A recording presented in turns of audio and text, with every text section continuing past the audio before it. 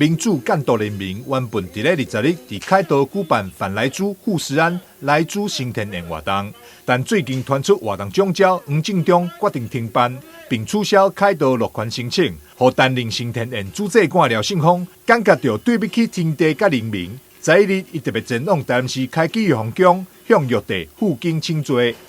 一谢天拜，二谢地拜，三谢人民拜。民主监督联盟的总召，伊说甲凯道路权取消，取消。佫第二种，佫加上，咱即摆台湾佫买袂到莱猪。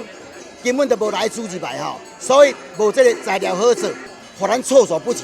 咱根本就无落去办这个物件，受制于人，受制于地，佮受制于物，所以咱即届爱停办。所以我信奉今日遮负荆请罪，就是要甲咱的台湾的同胞讲，咱这毋是无爱办，是无法度办因为咱无路权，无来猪，所以受这遮侪原因，我等下要甲玉帝，再编一届这个书文，请玉帝互咱一个明确的指示。